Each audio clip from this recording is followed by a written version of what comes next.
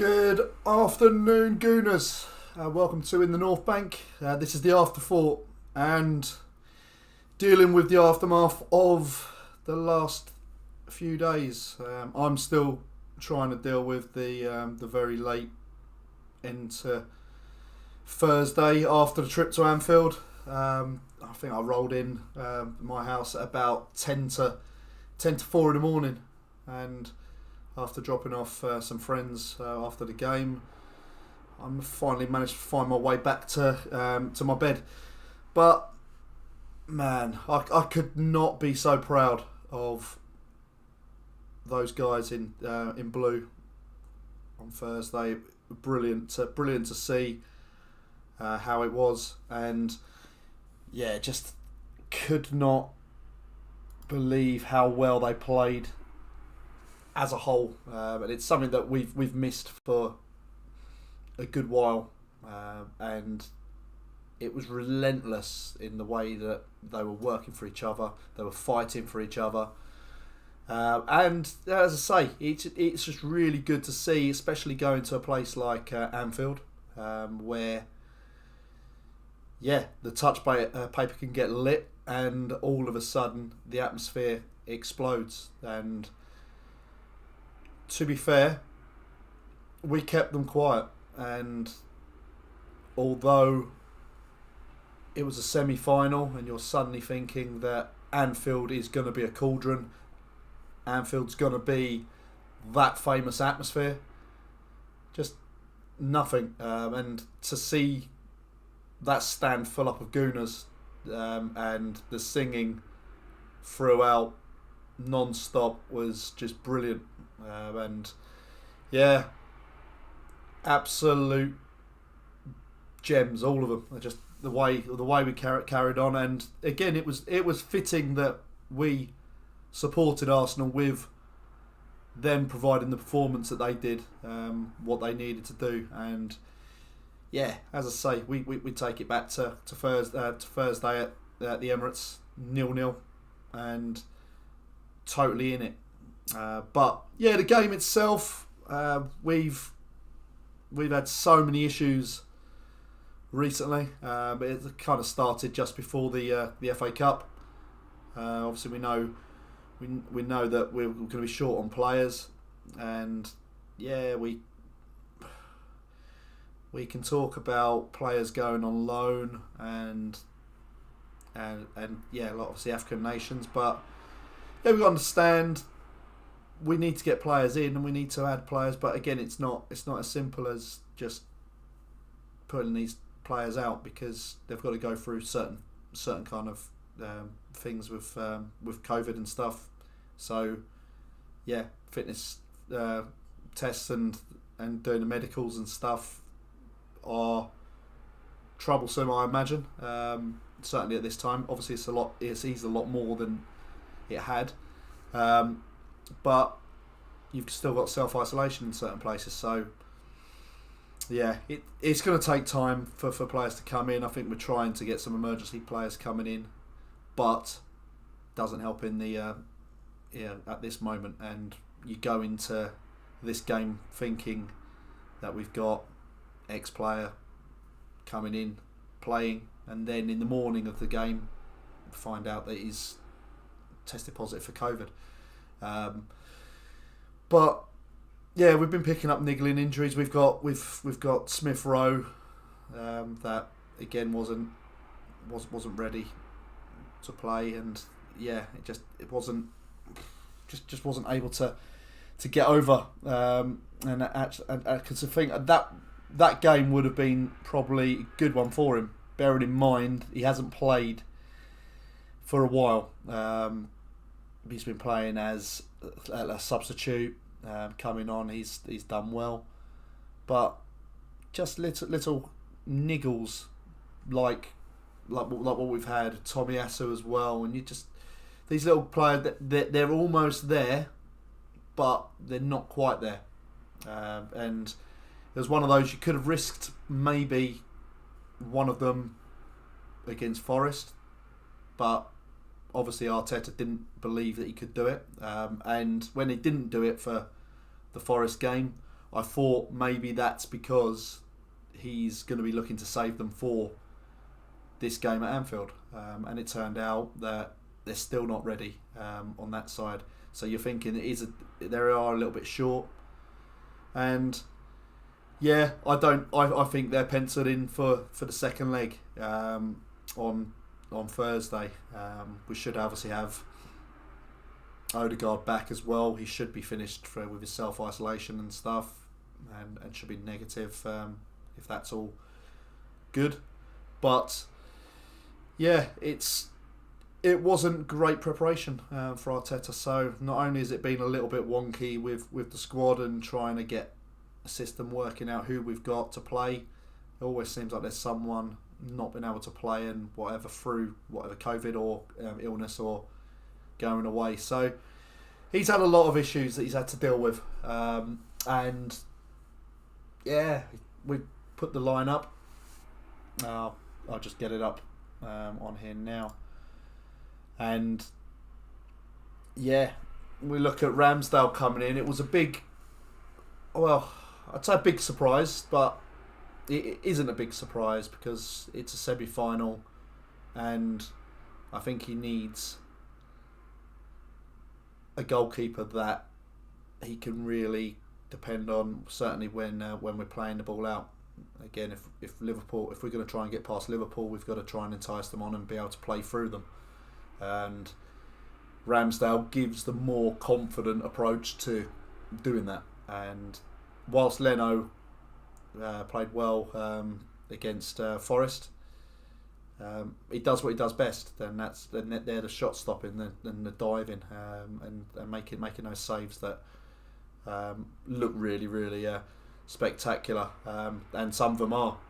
He is a very good goalkeeper, but just that one little thing that he lacks is just that ability to play with his feet and play with confidence. So yeah, I saw him coming in. Ramsdale obviously had a really good performance against Liverpool when we played him earlier in the season. So yeah, he comes in. White and Gabriel come back after his sending off against City. Kieran Tierney continued again. So that was good to see. And then Cedric come in again. Obviously played against Forest, but yeah, with no Tomiyasu. Yeah, no real other choices apart from Chambers. And then Xhaka come in alongside Lokonga. Xhaka had obviously just come back. He just come back really straight from COVID, straight into the team. So apparently he hadn't actually trained. So we have to see. How he go in that game. But as we know, it was a short game for Xhaka, which we'll go into. Saka again. I wanted him to have a break because he's played so much football, and as the game wore on, you saw what it was like.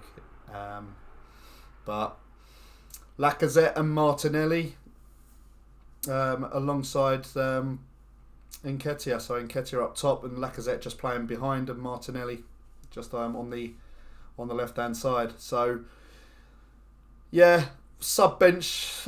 All we have is defenders. You look at that, and then you're chucking in youngsters there, and there isn't a lot there to really change things up. But as the game wore on, that first 10 minutes,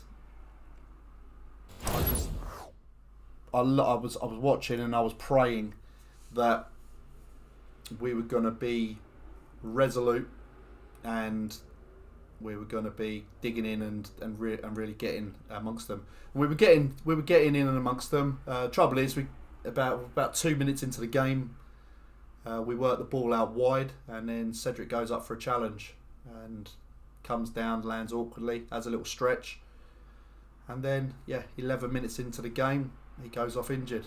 So he's hurt his hip.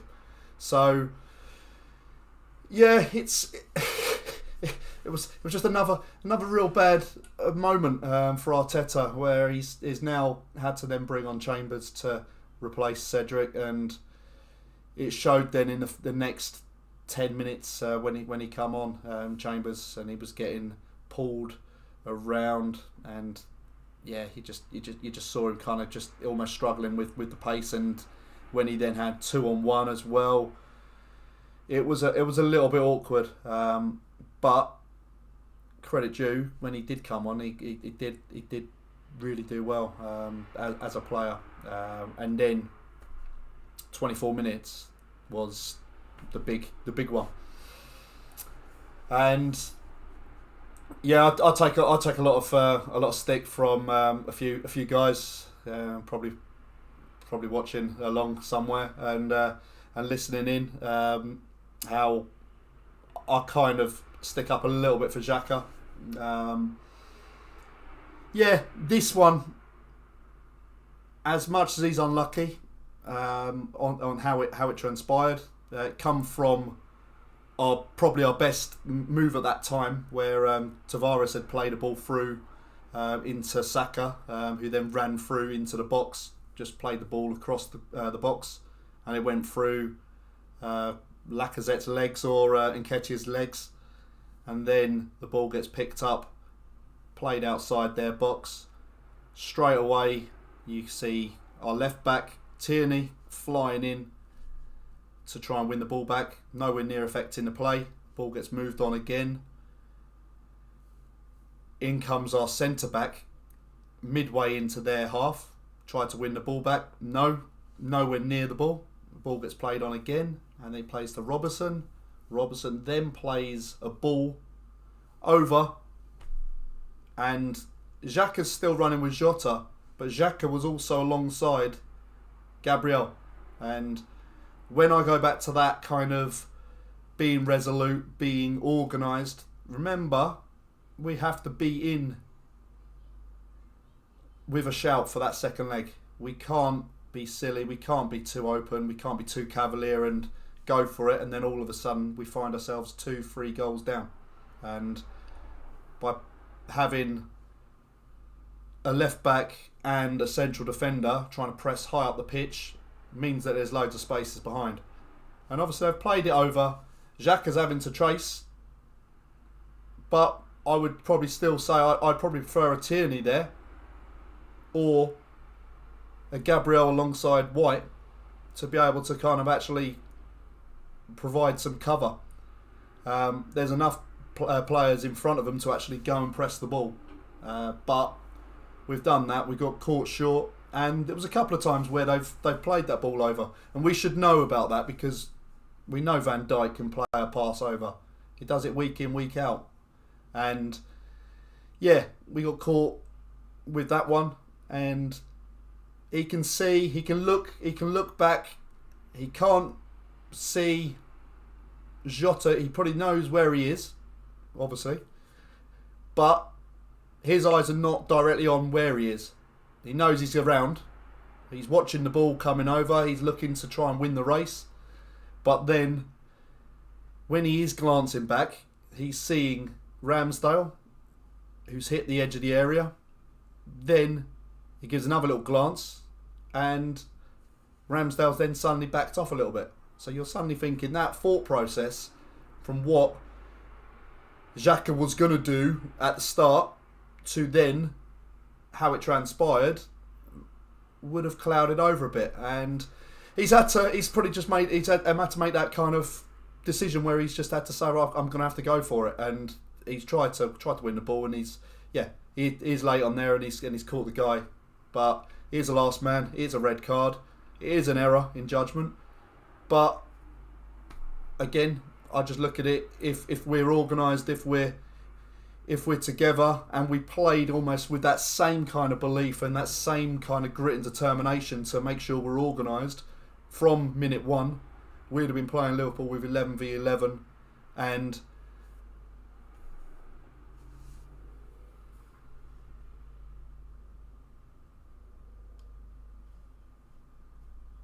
just hold on a second. I think I've lost my camera.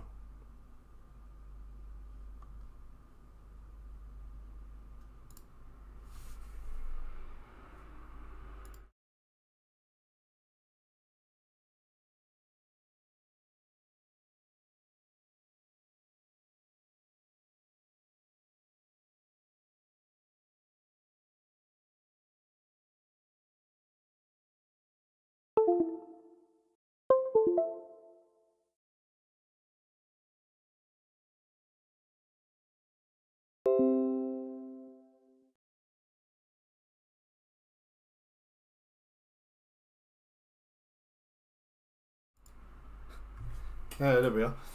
Okay, so I think it's another rung on the Xhaka block card.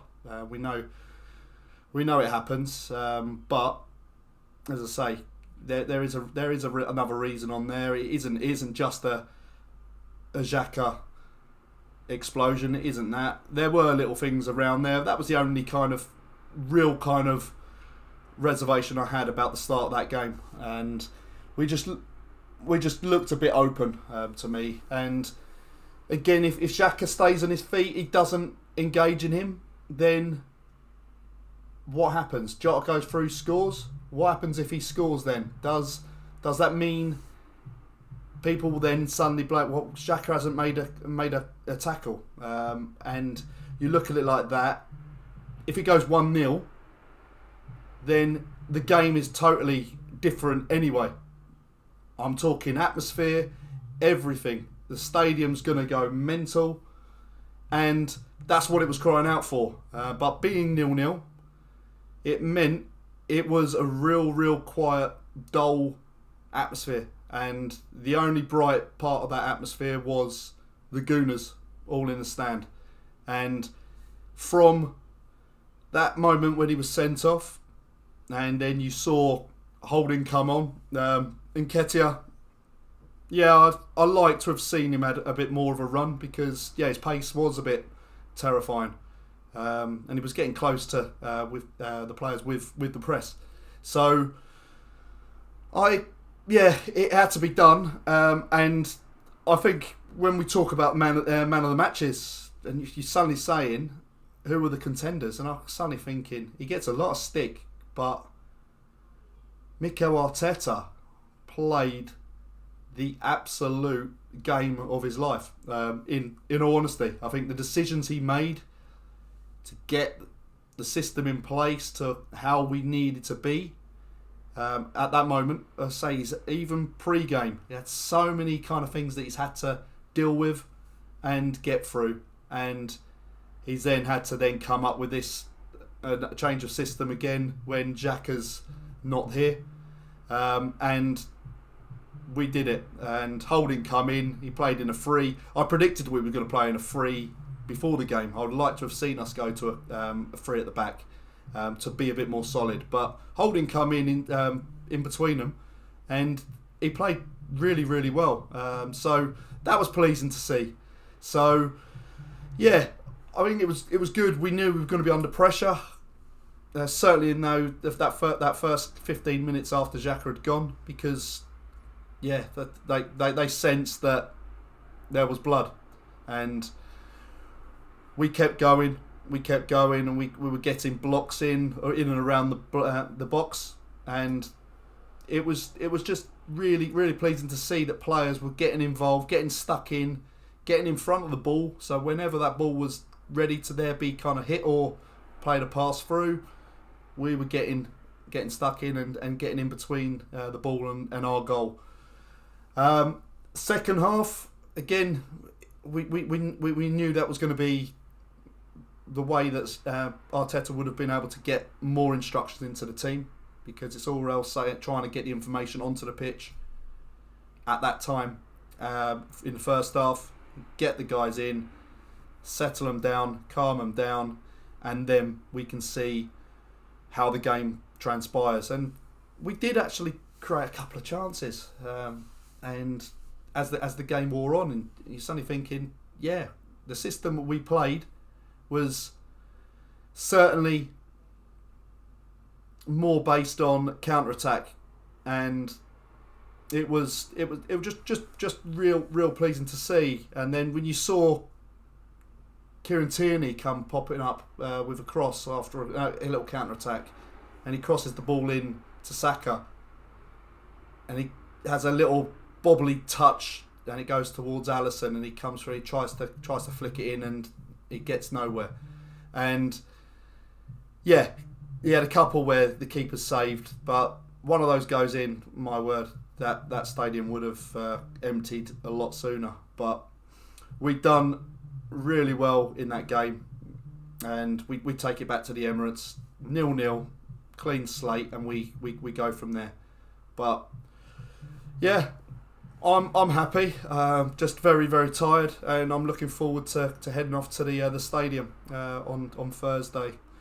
But let's just pause for a moment and we're about to go on to a couple of other segments with some latest news that we've had today, and I'll come back soon.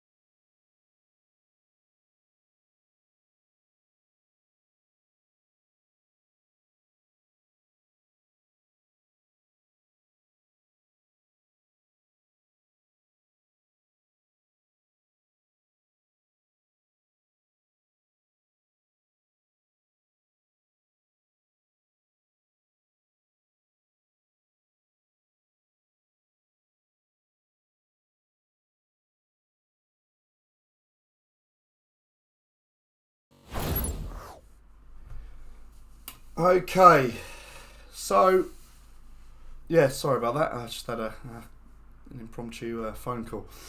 So yeah, so I think as a whole the game really, really good, and yeah, it gives us something to go on, and we know that we need to have a big performance. So can we capitalise on the second leg at the Emirates? I don't see no reason why not. I'll say that we should have players back. Obviously, breaking news in the last hour and a half, 2 hours, is that the game has been officially postponed. Arsenal-Tottenham. So, whilst, yeah, I'm massively disappointed. I'm disappointed that we couldn't go to White Hart Lane, even with a weakened team, and having the chance to maybe just actually shut them up a little bit. I don't know. All I've been hearing is Tottenham fans saying, you're wimping out, you're scared, you're blah, you're this, you're that, and it's like, I'm sorry Tottenham, you had a 2-week break, you've had your full kind of like a winter break, so I'd have loved us to have rocked up there with maybe say like a team that was, yeah, lower numbers and not expected to go and win, and then wanted to see the reaction of Tottenham when we go and beat them 3-1 with a team like that, and you're suddenly thinking, yeah, it would have been nice to have done.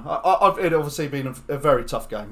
North London derbies aren't the places to be blooding 18-year-olds or 17-year-olds, but let's get a little bit of